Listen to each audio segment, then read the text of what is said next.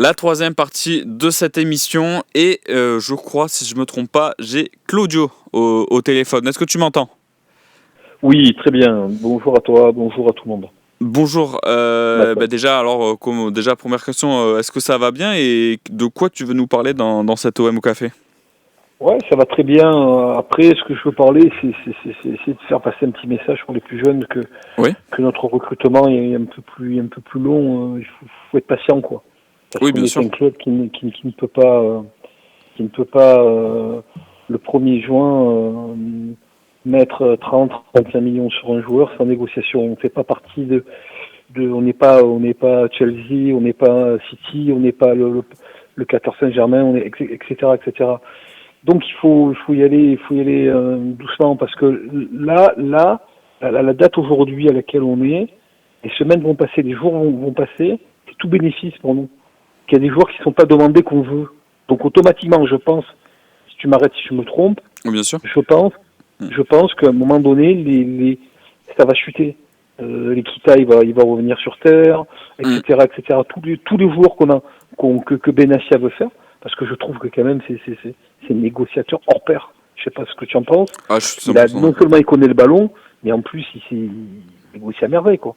Donc voilà, je suis impatient comme tout le monde. Hein.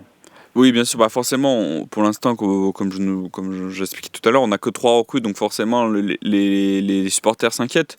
Mais je suis 100% d'accord avec ce que tu dis. Au fil du mercato, les clubs vont peut-être être moins exigeants sur des joueurs qui sont annoncés sur le départ.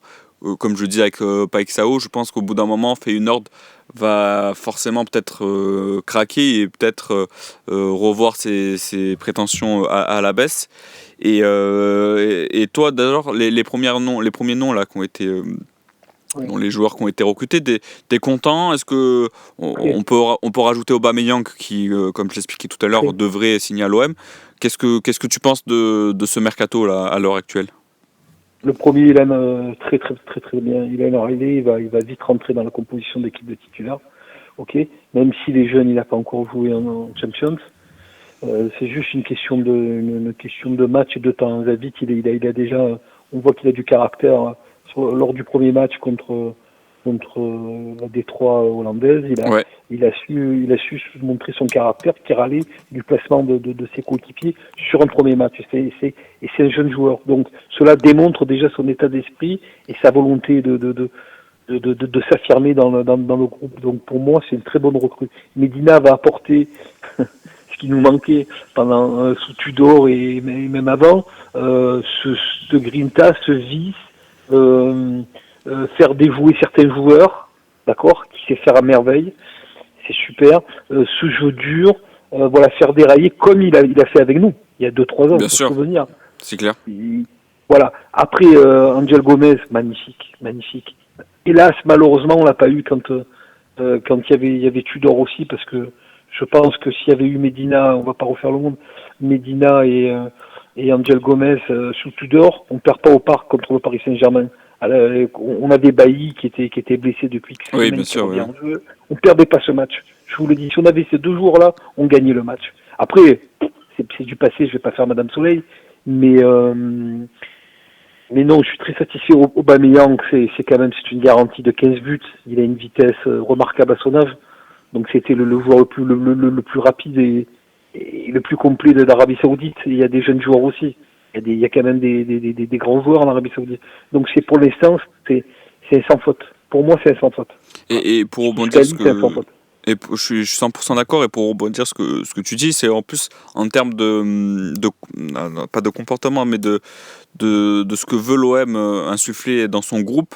On a des joueurs, comme tu le disais, Medina va apporter cette grinta, c'est un joueur de caractère qui va jamais baisser les bras. Et c'est vrai que, que ce soit la saison Marcelino ou la saison dernière, à certains moments, on reprochait à certains joueurs peut-être de pas assez faire les efforts. Là, les joueurs qui sont recrutés, déjà en termes d'expérience, Medina a déjà joué la Ligue des Champions, Aubameyang est un joueur d'expérience, Angel Gomez Exactement. aussi avec Lille. Donc c'est des joueurs en plus qui vont pas arriver en Ligue des Champions et découvrir ce que c'est le très haut niveau. Ben, je suis entièrement d'accord avec ce que tu dis, mais en plus, qui plus est, c'est des joueurs qui n'ont pas vocation à se cacher de par leur caractère. Hélène Raleigh, Medina, Angel Gomez, Bon, même s'il est peut-être un peu, mais ils ont un caractère fort. Je doute pas de ces joueurs-là, de ces joueurs-là faire le job. On connaît Aubameyang, il a été conspué, etc. Il est revenu en force.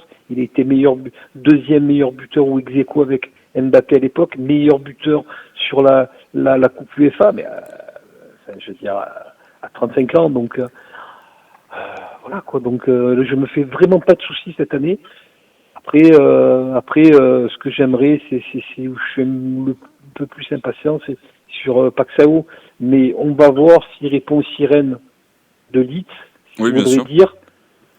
ce qui voudra dire que s'il répond aux sirènes de Leeds au dernier moment, alors que la cour, l'OM l'a fait depuis X semaines, ça veut dire que c'est pas le joueur en toute moralité que l'OM avait besoin. D'accord? Donc Oui, pour bien moi sûr. là, donc s'il répond aux sirènes financières, parce qu'on ne pourra pas lutter avec les charges salariales anglaises, on peut pas. Je vais pas refaire voilà l'historique là-dessus, mais ce qui voudrait dire que c'était pas le joueur qu'il nous fallait. S'il est charmé par Leeds. Et, Voilà. et, Il vaut mieux qu'il gagne l'argent. Il va arriver, il est jeune, il fait 2-3 saisons, il partira, il va gagner son argent. Il faut qu'il soit un peu patient. Voilà, à mon humble avis quoi. et dernière question, tout à l'heure je parlais du milieu de terrain. Toi, est-ce qu'il y a un secteur que tu aimerais renforcer en priorité? Beaucoup parlent également de la défense. Ouais, après, ce que j'aimerais bien renforcer, c'est le milieu de terrain. Je suis OK avec le milieu de terrain, quoi. Peut-être ajouter un milieu. C'est plutôt un attaquant, les latérales gauche qui nous Bien sûr, manque. ouais. Avec le Et un départ de Merlin, oui, défenseur c'est aussi. clair. Ouais, ouais, ouais. Je suis pas. C'est- le profil de Paxao est magnifique. Alors, je connais pas, je vais pas faire le gars qui je connais. Et ce que j'ai vu et sa percussion, c'est un joueur qui va faire un bien fou quoi. Ça va être euh, ça va être une attaque de feu s'il vient, ça va être monstrueux quoi. S'il vient quoi. Après, je me fais pas de soucis avec Mehdi Benassia, et Pablo Longoria, c'est des gars relativement intelligents, ils savent ce qu'ils font, ils doivent avoir déjà un plan B ou un plan C. Je me doute, mais c'est à un moment donné, voilà ce que je voulais dire. À un moment donné, après je vais laisser la parole. À un moment donné, ce que je veux dire, il va falloir peut-être, il est un peu trop tôt dans le projet, mais payer les joueurs, même si c'est un peu plus cher, ce qui va nous permettre de passer ce step qui nous Oui, manque. bien sûr. D'accord. À un moment donné, les sous, il va falloir les lâcher, même si tu payes 5-6 millions de plus, parce que sinon c'est quelqu'un d'autre qui va te le prendre. Et tu n'arrives pas à passer ce petit échelon pour arriver dans le top 20 des équipes en Champions, à mon humble avis. Voilà, c'est tout. Donc il va falloir à un moment donné que l'OM lâche les sous, les 35, 40, faut y aller quoi. On peut sinon on achète, on fait un prix, on fait un prix de joueurs du FC Nantes, quoi. À 12 millions, 8 millions, 9 millions. Et c'est des éternels Paris, des éternels Unai, des éternels Merlin, etc. Sans manquer de respect à ces joueurs-là, quoi. Mais alors pour te répondre, je vois ce que tu veux dire, mais le problème entre guillemets, c'est que comparé à d'autres clubs bien plus riches financièrement, bon, on peut parler du Paris Saint-Germain qui peut aligner ces sommes-là sur beaucoup de joueurs. L'OM, si réalise un transfert à 30-40 millions d'euros, ne doit pas se tromper malheureusement, étant donné, on connaît la situation avec les droits TV notamment qui impactent le mercato de Complètement. nombreux clubs de Ligue 1. Mais l'OM ne doit pas se tromper sur si l'OM veut mettre 40 millions sur un joueur. Malheureusement, il faut que ça marche et on a connu trop d'exemples dans le passé. Je pense Bien à sûr, bien sûr. Strootman, D'ailleurs, on c'était les a jamais 25 mis, hein. millions d'euros. On les a jamais mis, à part Vitinha, on les a Voilà, jamais mis, me Vitinha semble-t-il, hein. exactement. Après, bon, Mais, on sait que à un moment donné, il faut passer ce step-là. Alors, c'est pas une certitude l'argent. Après, on fait beaucoup des transferts à la Longoria, comme l'explique très bien Romain Canuti, quand il dit ouais, on prend un jour à 35, on te file 8 là, dans un an on te file 6, etc. Les bonus, les machins, les trucs. C'est pour ça on se fait griller sur la ligne. Donc on n'a pas la capacité à sortir 30, 35 instantanément. La seule différence avec des gros clubs, même avec le Qatar à la limite, eux, pourquoi ils ont pris Ravachkelia, machin, là, à 70? Ben, c'est simple. D'autres clubs, il y avait peut-être d'autres clubs qui allaient proposer sur 2 ans, 3 ans Tu le prends à 70. Puis ils sont arrivés, mais on les met directement sur la table. Voilà, 70, vous voulez 70. C'est le chèque qu'on paye. Voilà, à un moment donné, et je dis pas que c'est bien ce qu'ils font, mais à un moment donné, quand tu veux une pièce précise, ce dont Tapi faisait, à un moment donné, il faut les lâcher. Quand on est allé chercher Weddle, on a mis les sous sur la table. Ça, voilà, c'est factuel, c'est concret. Donc à un moment donné, il va falloir que McCourt dise, ben, je vais faire un effort, même si j'ai très peu de marge d'erreur, mais au moins, je sais pas. De toute façon, Paxao, il sera toujours revendu, même si tu perds 20%. Bien sûr. Et en plus, on connaît la capacité de cette direction à revendre des joueurs.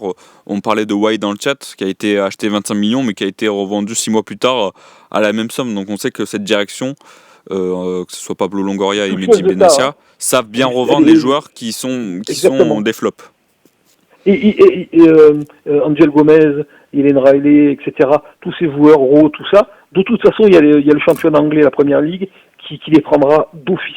Parce que c'est totalement des joueurs, profil première ligue. Donc, il n'y a pas de problème, tu ne perdras pas d'argent. Et ça, c'est la nouveauté que Benassia a apportée. C'est tout à son crédit, c'est pas Longoria, c'est tout à son crédit. On voit la différence de recrutement sous Longoria qui était plus hispanique, français, hispanique, italien, des jeunes prospects, où c'était quasi un flop, on va dire, hein, sur la masse de joueurs qu'ils faisaient, on retenait 2-3 éléments, mais la médiocrité était cachée sur la quantité de joueurs achetés. Tu vois, après c'est que mon analyse. Mais on voit la nette différence, parce que si Benassia a le portefeuille de Campos, mais c'est fini. C'est fini. C'est un magicien. Je suis 100% d'accord. C'est clair, il serait capable de... Il faut le mettre ministre de l'économie, Benassia, quoi. Avec 22 millions, tu as pris 4 joueurs. Et 4 joueurs confirmés. On est où, là? Pour moi, c'est Benassia, je souhaite qu'il reste 10 ans, 15 ans à l'Olympique de Marseille. Et j'exagère pas. Je le pense, parce que le jour où ce gars va partir, ça va faire drôle, hein. À moins d'avoir, je sais pas, hein. J'en sais rien. C'est clair, oui, il fait du très bon travail.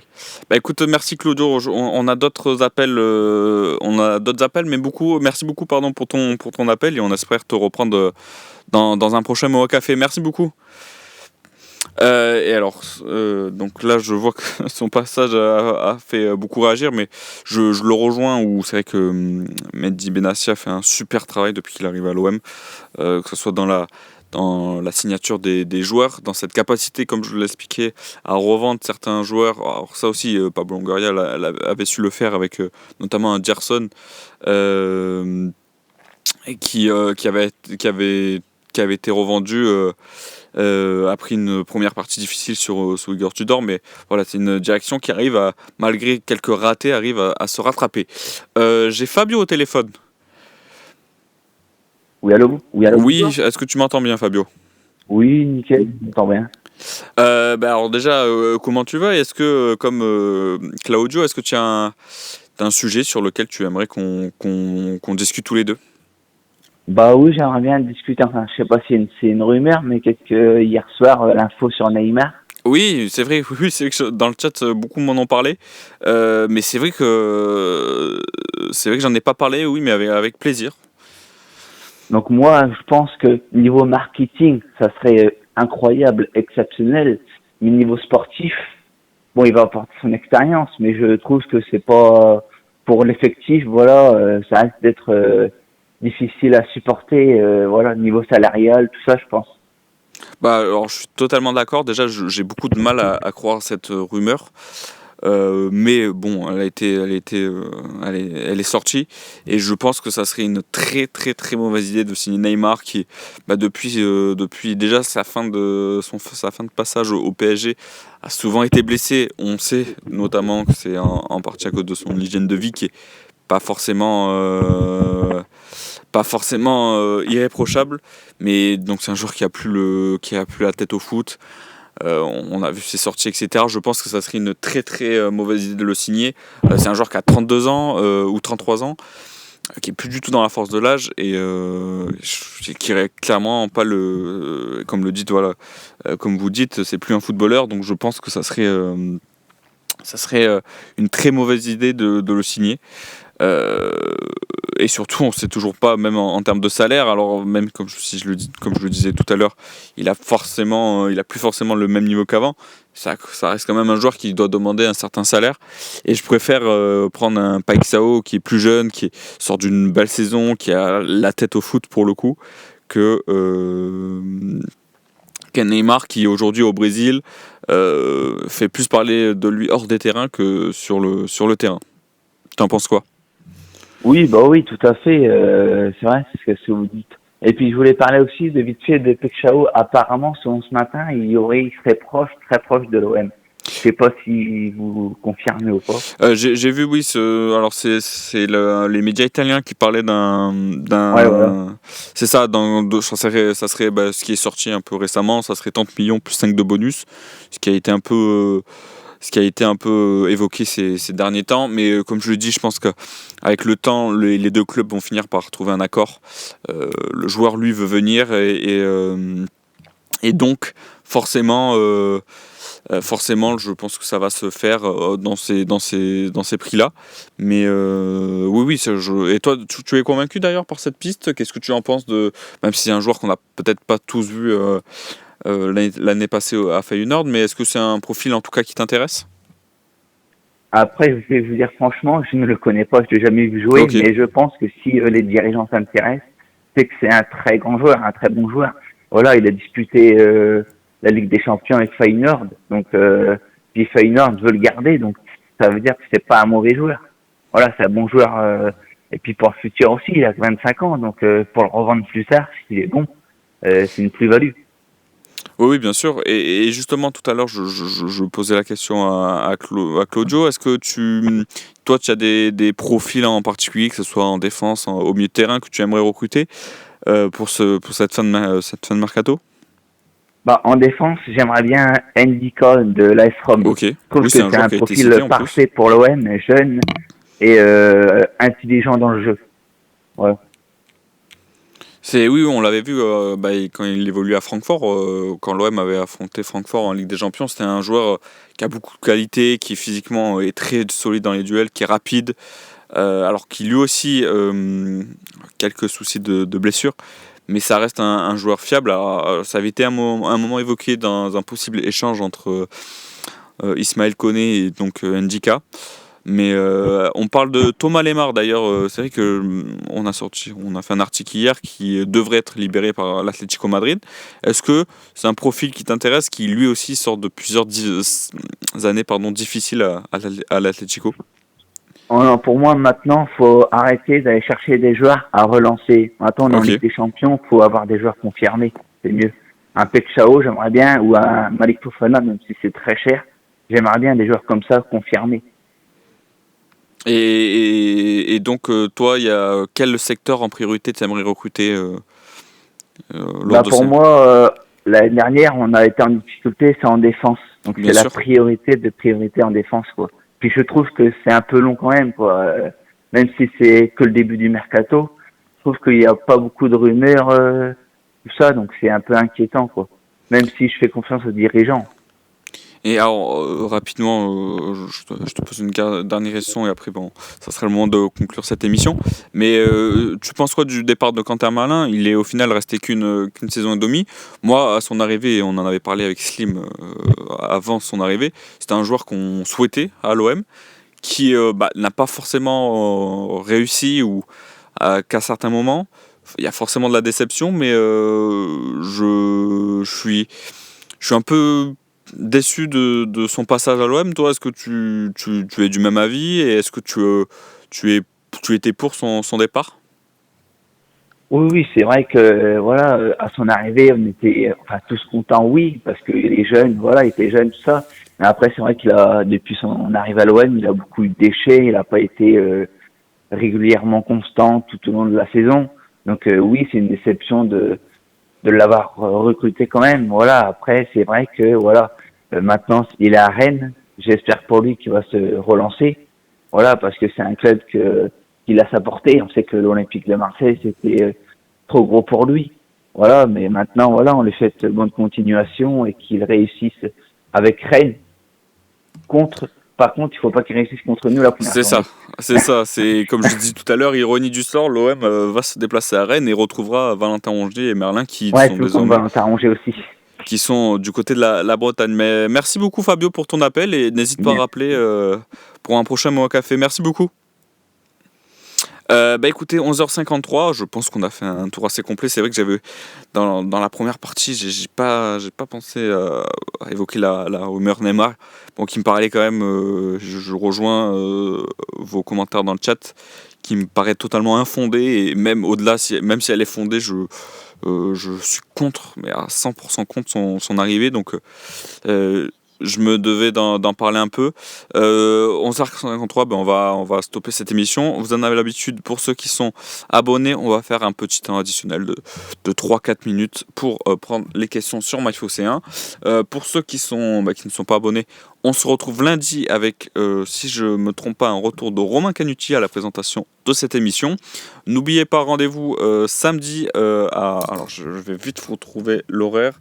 L'OM affronte Gérone en match amical, troisième match amical, à 20h et ça sera diffusé sur la chaîne Twitch de l'Olympique de Marseille. Donc bien sûr, le Phocéen vous proposera un compte-rendu de ce match, les temps forts de cette rencontre, la composition d'équipe. Mais voilà, rendez-vous à 20h ce samedi pour OM Gérone sur la chaîne Twitch de l'Olympique de Marseille. Et lundi, vous retrouvez, comme je vous ai expliqué, Romain Canutti à la présentation de l'OM au Café. Je vous souhaite un très bon appétit pour ceux qui ne sont pas abonnés. Et pour les abonnés, on se retrouve dans le temps additionnel. Bonne journée.